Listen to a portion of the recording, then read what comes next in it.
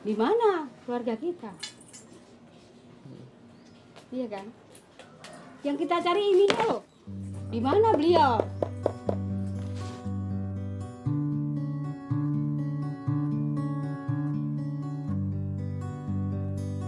Wiji Tukul, penyair rakyat yang paling lantang menentang kediktatoran Soeharto di masa senjakala Orde Baru. Aktivitasnya bersama Partai Rakyat Demokratik pun dianggap berbahaya oleh penguasa. Ia menjadi salah satu dari 13 aktivis yang dihilangkan oleh negara. Pada tanggal 24 Maret tahun 2000, Komisi Orang Hilang dan Korban Tindak Kekerasan menerima laporan hilangnya Tukul dari keluarga. Belasan tahun telah berlalu, keberadaan Tukul masih menyisakan tanda tanya besar. Pihak keluarga terus menuntut kejelasan nasib Tukul. Mereka yang menjalani hidup sehari-hari dengan merasakan luka kehilangan. Saat ini, istri Tukul, Sipon, membuka usaha konveksi rumahan yang diberi nama Nganti Merah. Sementara kedua anak Tukul, Fitri Ngantiwani dan Fajar Merah, dianggap banyak orang mewarisi bakat kesenian dari bapaknya. Mereka aktif berkesenian dan lantang mengangkat tema sosial dalam karya-karyanya. Juni 2014, tim Indo Progres berkesempatan menemui keluarga Wiji Tukul di Jagalan, Solo, Jawa Tengah. Suatu saat kami akan tumbuh bersama dengan sering menciptakan lagu-lagu dan juga menyanyikan puisi-puisi dari Wiji Tukul. Pesan apa yang ingin disampaikan dengan lagu-lagu tersebut? Kan itu awal mulanya aku bawain puisinya bapakku ya. Kan karena sebenarnya aku pengen apa yang disuarakan bapakku tidak berhenti meski bapakku dihilangkan begitu. Jadi aku ingin pengennya terus puisi-puisi itu terus didengar lewat karya saya, lewat musik saya. Adakah pengaruh Wiji Tukul terhadap puisinya Mbak Fitri? Iya jelas ya, Jelas. karena kan mungkin gini, kalau saya kan dulu dari kecil sebelum bapak saya pergi, saya cenderungnya ke sama bapak itu diberi fasilitas ekspresi dalam hal gambar. Jadi kan kalau anak kecil biasanya suka gambar, mewarnai. Lah kemudian setelah bapak saya hilang itu ada banyak hal yang berbeda yang saya lihat dari ibu saya, dan kemudian membuat saya pada pikiran kanak-kanak saya waktu itu, saya jadi kasihan sama ibu. Tidak sama ketika bapak masih ada dulu gitu, dan dari situ saya jadi tertutup semenjak itu dan tidak bisa ngomong. Memang itu mungkin secara psikis mesti semua anak korban mengalami hal kayak gini gitu loh, waktu awal ditinggal oleh bapak mereka. Lah itu kemudian sempat saya bolos sekolah, nggak mau sekolah. Akhirnya ibu tanya, kenapa kok nggak mau sekolah gitu. Saya waktu itu mau mau jawab kayak nggak enak sama ibu, takut nanti ini ibu pikiran atau apa gitu. Terus akhirnya ibu kasih saya peralatan tulis, tapi nggak, dia mikirnya itu bukan untuk nulis atau apa. Biasanya kan saya pasti gambar apa di situ kayak gitu, tapi akhirnya saya malah nulisnya itu intinya saya kangen sama bapak, saya pengen bapak pulang, saya pengen mengerjakan PR bareng bapak, pengen ketika mau tidur didongengin bapak cerita-cerita apa yang biasa bapak ceritakan ke saya. Dan itu memang rasa kehilangan itu kadang masih ada sampai sekarang. Jadi ketika mengenang itu seolah saya kembali ke usia yang dulu gitu, dan seolah ketika saya sendiri mengenang itu juga pasti kadang nangis, pasti kadang kangen bapak dengan emosi saya yang seperti anak kecil pada waktu itu. Dari situ kemudian ibu tahu kalau saya cenderungnya sekarang lebih suka nulis pada waktu itu, sudah tidak suka gambar lagi. Akhirnya memang terbukti di situ saya lebih suka nulis. Ya awalnya cerpen, jadi puisi, jadi kadang cerita apa kayak gitu, tapi saya menemukan kenyamanan itu di puisi gitu loh. Berarti pesannya memang ingin melanjutkan pesan Wiji Tukul atau seperti apa?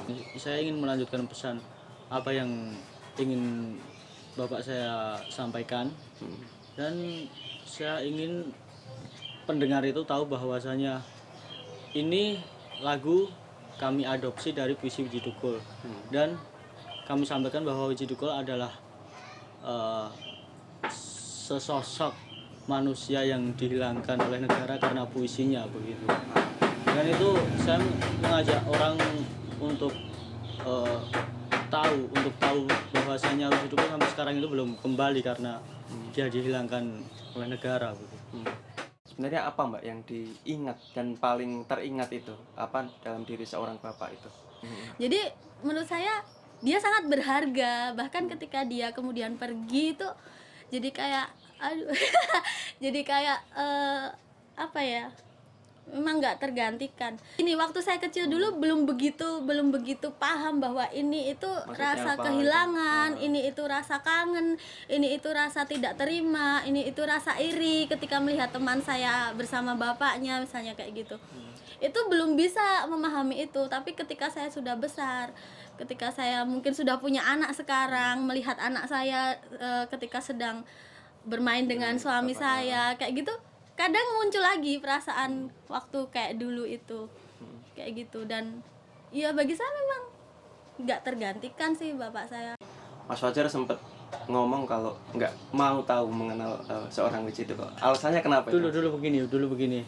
Karena saya dulu seorang bocah yang apatis begitu. Apatis ya? Apatis, saya nggak pernah mau tahu ada yang sekitar saya, mungkin karena saya terlalu jenuh di masa kecil saya terlalu selalu dihujam dengan pertanyaan-pertanyaan seperti itu, dan itu posisi saya masih kecil, saya kan nggak tahu ini apa sih kok orang-orang bertanya begini sama aku gitu tak. Dan akhirnya saya bisa dibilang saya waktu itu saya menyalahkan Tuhan gitu.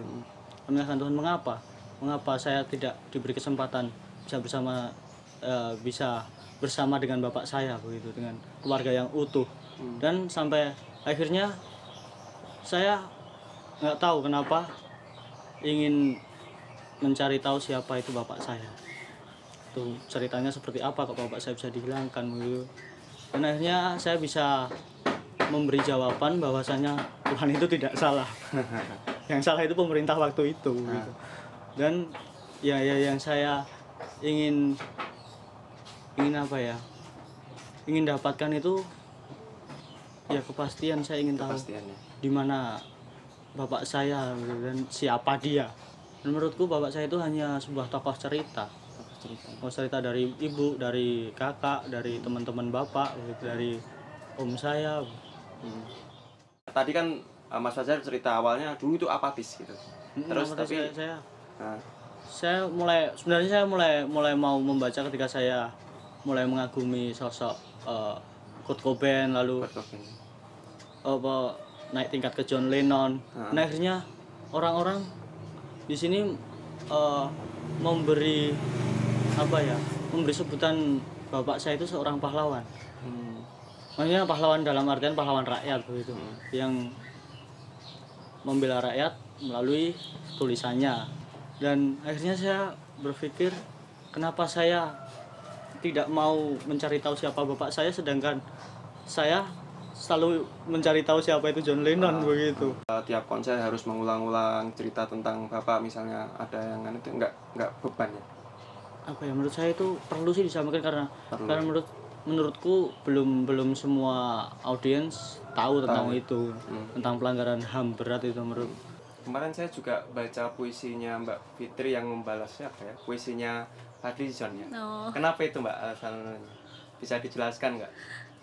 Itu sih masalah ini ya, kalau memang kita kan memang sering share apapun ya lewat Facebook, ada ini ada khususnya kan, kalau saya kan memang lebih cenderungnya suka di Facebook kayak gitu. Dan memang berita apapun yang sering masuk, sering ada hubungannya dengan kasus bapak saya mungkin, dan apapun lah yang menurut saya menarik, apapun yang menurut saya itu ganjil, apa itu akan selalu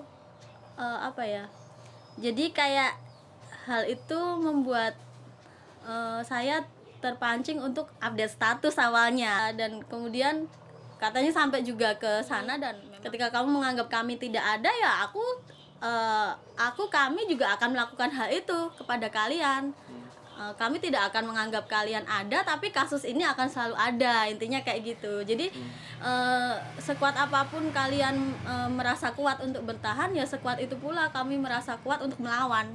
Tiap musim pemilu itu kan ada orang yang mengatakan kalau persoalan HAM, orang hilang itu cuma persoalan kok persoalan yang diulang-ulang dan seolah-olah cuma jadi isu politik saja. Padahal untuk keluarga korban itu jelas bukan persoalan yang diawang-awang, tapi itu persoalan yang dihadapi sehari-hari. Misalnya tadi Mbak Fitri cerita soal perasaan kehilangan. Nah, apa pendapat Mbak Fitri dengan orang yang menganggap hal itu gitu, Mbak? Iya, bagi saya gini ya, kita akan bisa menjalani hidup ini dengan tetap bisa merasakan damai dan mengerti orang lain itu dengan empati. Dan bagaimana sih rasanya ketika hak asasimu itu diobrak-abrik oleh orang lain, padahal di undang-undang negara kita saja melindungi hak asasi setiap warga negara. Dan masalahnya di sini, ketika kita melihat HAM itu bukan HAM itu sendiri, maka orang sudah malas membicarakan itu. Dan memang susah untuk bisa memberi pengertian mereka ketika mereka sudah didoktrin dengan HAM itu adalah sebuah isu yang itu tidak penting, kayak gitu.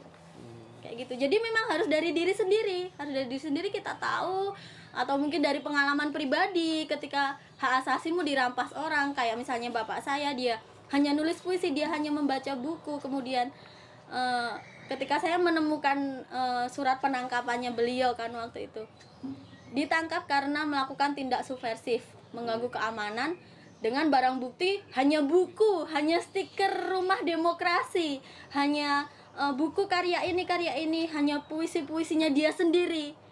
Itu kayak gitu yang saya maksud, itu suatu tindakan yang melanggar hak asasi manusia. Kita kan bebas berpendapat, kita bebas melakukan apapun asal itu bagi kita tidak merugikan orang lain, dan itu justru bermanfaat bagi orang lain. Tapi pihak-pihak yang merasa dirugikan dalam arti bukan dirugikan secara keadilan, tapi justru dirugikan karena dia tidak bisa melakukan ketidakadilan lagi ketika orang-orang ini harus tetap ada. Makanya kemudian mereka dihilangkan kayak gitu. Dan memang sulit memberi pengertian itu, apalagi pada anak-anak zaman sekarang kayak gitu. Memang harus berada di posisi seperti kami. Iya, dan saya juga tidak mau ketika mereka berada di posisi seperti ini. Berat loh. Sama sekali tidak enak, dan itu berlaku setiap hari. Tekanan itu entah dari tekanan mental sendiri ketika kita mengenang masa lalu seperti apa, entah dari tekanan orang yang mencibir masalah itu, menyepelekan masalah itu, entah dari pihak pemerintah sendiri yang bilang hanya 13 orang, lebih banyak lagi hal yang penting. 13 itu bukan angka seperti yang dikatakan Mas Mugianto Sipin, ketua IKOHI waktu itu.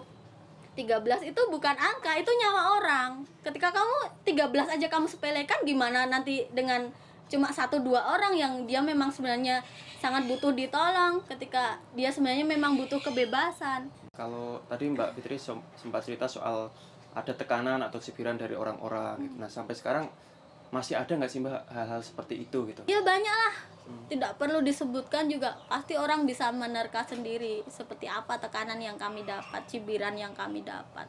Entah itu dibilang cari sensasi, entah itu dibilang nggak bisa ikhlas. Ketika muncul seorang calon presiden yang kita tahu atau punya masalah di jejak masa lalunya, itu apa perasaan yang dirasain oleh Mbak Fitri? Terus kira-kira memungkinkan tidak orang seperti itu memimpin kita? Ketika kamu memiliki masalah pribadimu sendiri yang belum kamu selesaikan, maka bisa dibayangkan yang mana yang bakal dia prioritaskan. Pasti masalah pribadinya dulu.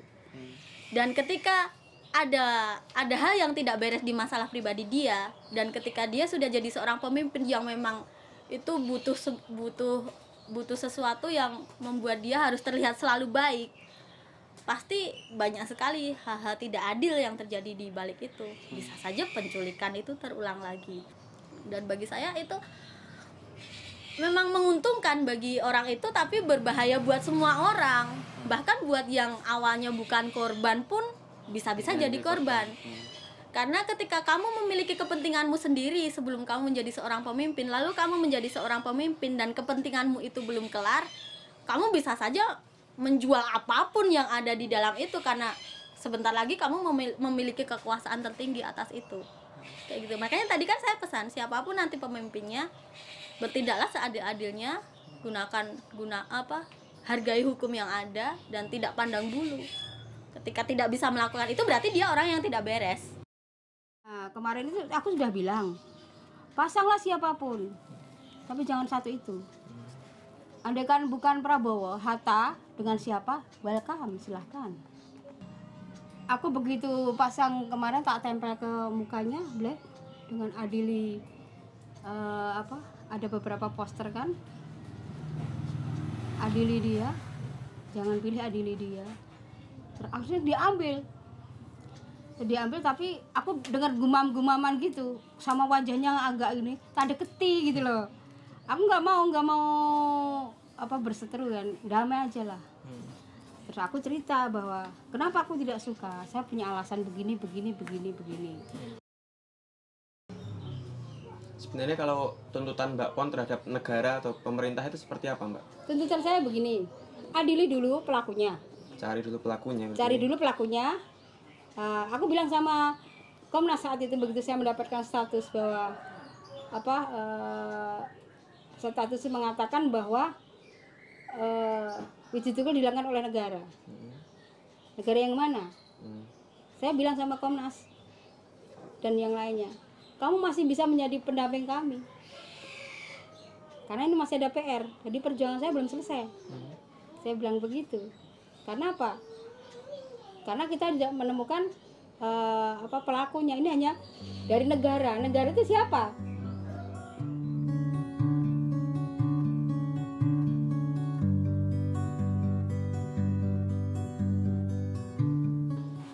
Apa janji Pak Jokowi, Mbak?